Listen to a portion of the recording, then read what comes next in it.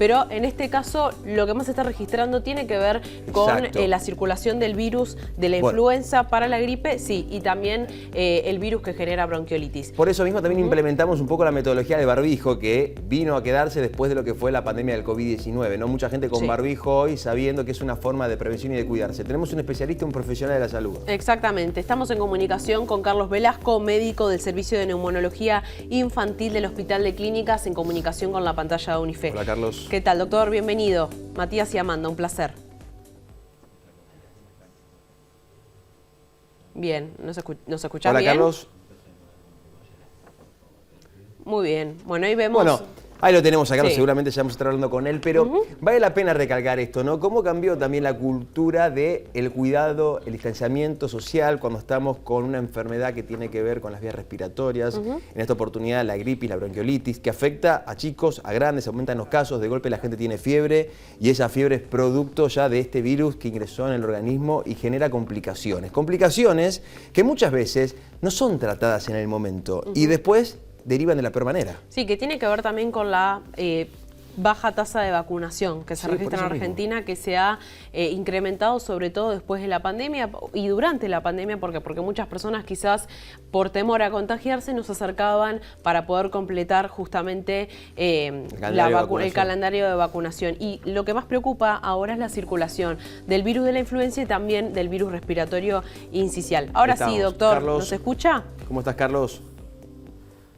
Hola, buen día, chicos, ¿cómo están? ¿Qué tal? Bueno, gripe, bronquiolitis, uno ve a su alrededor y todos están con un cuadro que uno supone que tiene alguna enfermedad respiratoria. Hablemos más específicamente de la bronquiolitis y de este virus que parece que está con mucha potencia últimamente en nuestro país. Sí, la bronquiolitis es un cuadro viral que afecta a las vías aéreas respiratorias de los más chiquititos, ¿no? Al bronquio, por eso se llama bronquiolitis. Y en realidad lo pueden producir diferentes virus. Dentro de esos virus, el virus de la influenza. Por eso puede haber bronquiolitis por influenza. En este momento estamos con unas semanas epidemiológicas donde la gripe A y B, la influenza A y B, están haciendo estragos. Y eso hace que haya aumentado el número de casos de bronquiolitis en chicos, porque también puede producir la enfermedad en menores. En adultos va a producir una gripe, que en estos momentos es una gripe fuerte, y en los niños puede producir bronquiolitis. Además, se ha sumado el virus sincicial respiratorio, que es el virus más común de la bronquiolitis, que está empezando a subir. Entonces, por eso es que están pasando estas cosas, que tantos adultos como chicos están enfermos, y salimos a alertar este problema que vamos a tener en breve de aumentos de casos de bronquiolitis por la presencia de una influenza que está causando muchas infecciones, sumada al virus sincicial respiratorio que está empezando a aparecer en nuestros enfermitos. Carlos, cuando uno se pregunta qué cambió después de la pandemia de COVID-19 y uno llega a este presente, el año 2024, ¿aprendimos a manejarnos cuando tenemos enfermedades que afectan nuestras vías respiratorias? Porque veo mucha gente con barbijo, y que eso era algo que antes no pasaba. Veo gente que empieza a respetar también el distanciamiento social y dice: yo me cuido, me protejo, trato de no contagiar a alguien. ¿Hay una educación después del COVID? Sí, creo que hemos aprendido mucho con respecto a cómo se contagian los virus y cómo proteger eso, ¿no? Creo que en parte sí, y hay mucha gente que vuelve a esa modalidad que teníamos durante la pandemia. Entonces, creo que hay que aprovechar y reforzar eso, ¿no? Ya sabemos la manera de estornudar, ya sabemos que si estamos con mocos o tos, o estornudando, sería buenísimo usar el barbijo para cuidarnos. Sabemos lavarnos las manos, aprendimos la importancia de todas estas cosas, ¿sí? A veces no tanto como quisiera. El ser humano a veces aprende a los golpes y a veces necesita muchos golpes para terminar aprendiendo. Qué buena respuesta. Lo que más, digamos, me genera a mí ruido, molestia, cierta disconformidad es la vacuna, ¿no? Porque apareció el invierno un poquito antes. Este año tuvimos la vacuna de la influenza en tiempo y forma, otros años ha llegado tarde, es verdad, pero este año no, y nos agarró el aumento de casos de influenza con no muchas vacunas aplicadas, ¿no? Entonces, creo que eso sí me genera una alerta, y para pensarlo y para repensarlo, ¿no? A veces, recién ahora, cuando empiezan a aparecer los casos, la gente se acuerda de que se tiene que vacunar. Carlos. Y el virus de la gripe, sí. Y sobre eso me quería detener. ¿Por qué pensás que hay una tendencia a subestimar los cambios bruscos de temperatura, la vacunación? Es como que no se dimensiona que realmente puede llegar a ser una enfermedad letal. Sí.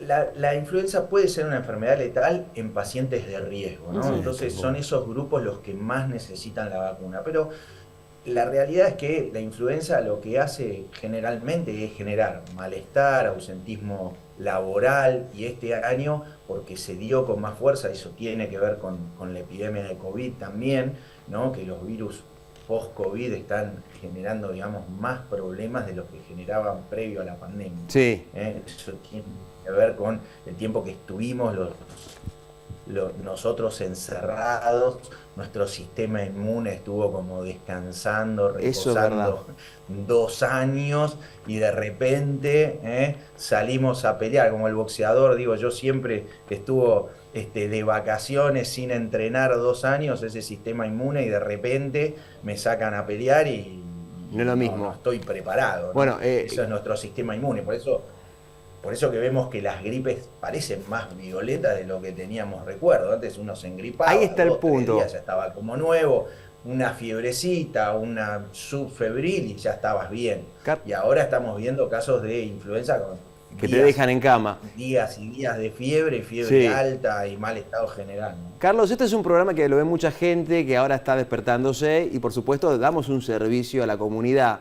¿Qué le podemos decir a esas personas que dicen, no, bajan las temperaturas, no voy a hacer actividad física, me quedo en mi casa? Tendría que ser al revés, ¿no? Bajan las temperaturas, tengo que tener quizás un horario para poder hacer actividad física, comer sano, mantenerme con las defensas altas. Viste que a veces uno piensa el otro camino y es el camino que no tiene que ir. Sino, como vos decías, redoblar el esfuerzo. Totalmente. Siempre hablo de cinco pilares para la prevención de la salud, y eso es comer bien y tomar agua. Segundo, descansar bien. Tercero, hacer ejercicio. Son los 3 primeros. Después, bueno, obviamente la higiene, y por último las vacunas, ¿no? Pero esos 3 primeros son muy importantes, ¿no? Comer bien, descansar bien, que muchas veces no le damos al sueño la importancia que se merece, porque esto, mientras dormimos, el trabajo que tiene nuestro organismo de detoxificación, de generar endorfinas, etcétera, es muy grande. Exacto. Así que esas 3 cosas hay que reforzarlas siempre. Siempre, ¿no? Dejar de hacer eso. Mientras estemos activos, también nuestro sistema inmune está activo, y eso nos refuerza las defensas naturales contra los bichos, ¿no? Sí, y si a uno se le dificulta, a veces por la dinámica del día a día, bueno, poder pedir ayuda. Carlos, ¿qué pasa también con las áreas de salud, con los profesionales de la salud de nuestro país, con las guardias que están totalmente colapsadas por la cantidad de personas que se acercan a consultar por este tipo de cuadros, y uno por ahí tiene que esperar varias horas para poder ser atendido, y se empieza a colapsar, ¿no?, el sistema de salud? Sí, exacto.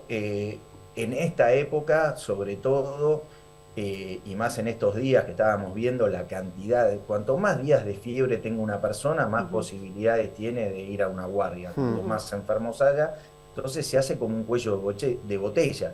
Y eso hay que entender que, bueno, generalmente el 70-80% de los casos que se consultan en una guardia no son emergencias ni urgencias, por eso que la espera es eso. Es muy importante en todo sistema de salud tener un buen triage, ¿no? A veces en Argentina el sistema de salud, sobre todo el privado, pero también el público, está muy acostumbrado a ir a la consulta. Eso es bueno, porque tenemos un nivel de alerta, pero muchas veces se exagera en la consulta. Entonces puede pasar que un buen triage me defina cuáles son los pacientes que tengo que ver enseguida y cuáles son los que pueden esperar. Realmente la influenza es un cuadro en general benigno, que puede traerme muy malestar, pero generalmente no pone en riesgo mi vida si no tengo un factor de riesgo muy importante. Entonces, bueno, eso está el sistema de salud ahí con ese triage, y también a las personas pedirles calma y entender las prioridades de las pacientes que se están atendiendo. Bajar la ansiedad. Carlos, y para ir cerrando, los famosos remedios caseros que nos daba nuestra abuela,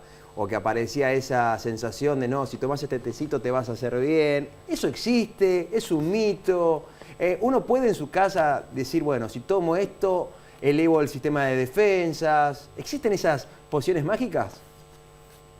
Hay algunos remedios que están probados, caseros, qué sé yo, no sé, saber que la vitamina C refuerza las defensas es científicamente comprobado. Entonces, tomar jugo de naranja, tomar alimentos ricos en vitamina C está bien. Pero bueno, puede haber algunos remedios caseros que sean inclusive nocivos. Yo soy neumólogo pediatra y los tés de eucaliptos, los vapores que hacen, los vaos, pueden ser muy peligrosos hoy para el sistema respiratorio, más en pacientes que tienen problemas respiratorios como asma o propensión a hacer broncoespasmos o alergias bronquiales. Entonces hay que tener mucho cuidado con eso.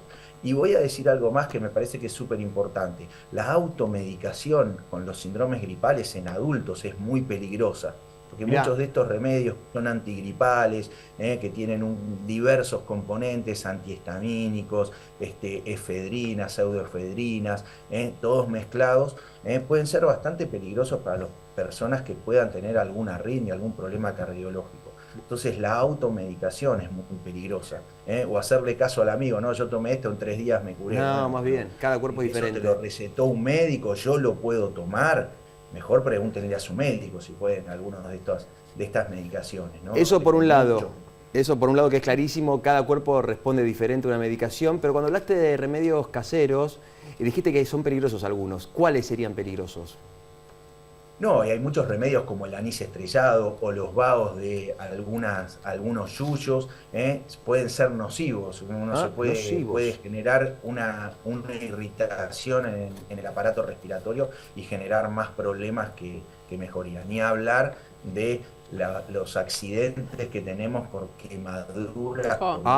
Eso que... Una olla con agua gente que se ha generado quemaduras tremendas. Una toalla, ¿no? Sí, tal cual. Tal cual. Gracias, Doc. Carlos, Tremendo. muchas gracias, muy completo, clarísimo. No, por favor, un gusto, chicos. Gracias por llamar. Buen día. Bueno, una linda entrevista para entender un poco lo que está pasando hoy, así que ya sabes, si te sentís un poquito mal, levantate temperatura, tenés mucho moco, hacele caso al señor Carlos Velasco, que él decía, prestemos atención, reposo, pero al mismo tiempo no abandonarnos y no relajarnos en esta sensación de invierno, no, me quedo en mi casa, no hago actividad física, no, hay que estar en movimiento para elevar el sistema de defensas. Exactamente, hay que motivarse.